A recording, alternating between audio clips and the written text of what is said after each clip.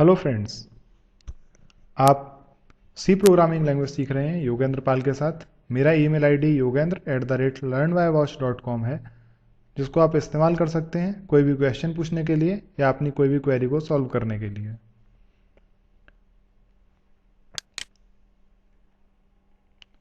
Notebook साथ रखिए, एक पेन को साथ में रखिए, माइंड मैप एक्सरसाइज सॉल्व कीजिए, रिवाइंड बटन भी प्रेस कीजिए जब भी आप क्लियर नहीं है तब। मुझे आप SMS कर सकते हैं, कॉल कर सकते हैं या फिर मेल कर सकते हैं। अब हम लोग अर्थमेटिक इंस्ट्रक्शंस सीखेंगे। आप अभी तक क्या जानते हैं एक बार चेक करते हैं। अगर आपको इनमें से कोई भी चीज़ में प्रॉब्लम है तो आप वापस हमारे पिछले ट्यूटोरियल्स को देखिए और उसके बाद आप आगे इस ट्यूटोरियल को सीखना स्टार्ट कीजिए। आप printf फंक्शन के बारे में जानते हैं? अगर आपका जवाब हाँ है तो क्या आप scanf फंक्शन के बारे में जानते हैं? अगर आप जानते हैं तो क्या आप जानते हैं किस तरह से हम सी के एक सिंपल प्रोग्राम को राइट कर सकते हैं? आप उसको कंपाइल या रन कराना जानते हैं? अगर इन सभी क्वेश्चनों के आंसर यस हैं तो आप आगे बढ़ सकते हैं। एक प्रॉब्लम देखते हैं। Write a program to add two numbers, these numbers must input by user. आपको एक ऐसा प्रोग्राम लिखना है जो दो नंबरों को जोड़ सके और ये दोनों नंबर यूजर से इनपुट होने चाहिए। तो देखिए, जब भी इस तरह का सवाल आता है कि यूजर से इनपुट होने चाहिए तो आप बाकी प्रॉब्लम को भूलिए, सबसे पहले यूजर से इनपुट कराना है। तो इनपुट कराने के लिए किस फंक्शन का इस्तेमाल किया जाता है?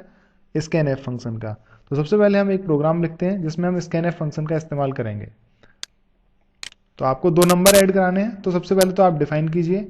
आप सोचिए कि आप वो जो नंबर लेना चाहते हैं वो इंटीजर तरह के लेना चाहते हैं या फ्लोट तरह के लेना चाहते हैं। अगर आप इंटीजर नंबर पे काम करना चाहते हैं तो आप इंटीजर टाइप के दो वेरिएबल बनाइए, क्योंकि आपको दो नंबरों को जोड़ना है। अगर आप फ्लोट पर काम करना चाहते हैं तो फ्लोट टाइप के दो वेरिएबल डिक्लेयर कीजिए। तो हम इंटीजर पे काम करना चाहते हैं तो हमने लिखा इंटीजर, एक वेरिएबल का नाम लिया a1 और दूसरे वेरिएबल का नाम लिया a2।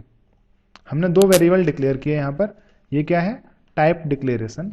हम यहाँ पे लिख देते हैं कमेंट में टाइप डिक्लेरेशन। दो वेरिएबल हो गए। अब इन दो वेरिएबल की वैल्यू हमें यूजर से लेनी है, तो हम स्कैन कराते हैं। स्कैन एफ %d लगाएंगे क्योंकि हम इंटीजर टाइप के वेरिएबल को लेना चाह रहे हैं, और क्योंकि जब हम एक से ज़्यादा वेरिएबल को यूज़र से इनपुट कराना चाहते हैं तो हम उन्हें एक ही scanf फंक्शन में लिख सकते हैं। आप क्या कीजिए, %d डबल कोट लगाइए, कॉमा। यहाँ पर स्पेस देना जरूरी नहीं है, मैं सिर्फ प्रोग्राम जिससे पढ़ने में आसान रहे इसलिए यहाँ पर स्पेस का इस्तेमाल कर रहा हूँ।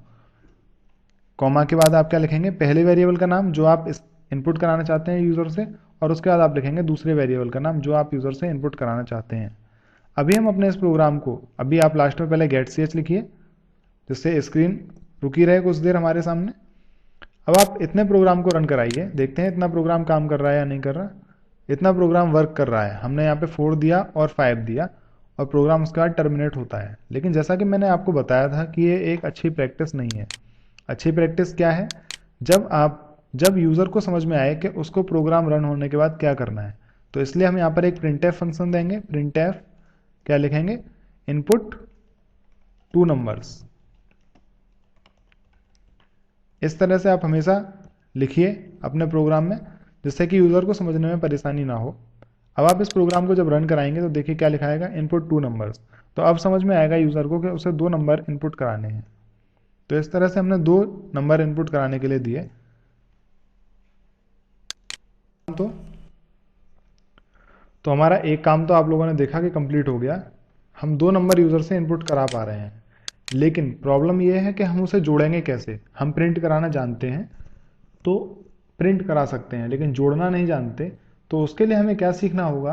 देखिए, जोड़ना क्या है? एक अर्थमेटिक इंस्ट्रक्शन है, एक गणितीय काम है जिसको आपको गणित के सिंबल्स की सहायता से प्लस माइनस गुणा भाग से कराना होगा।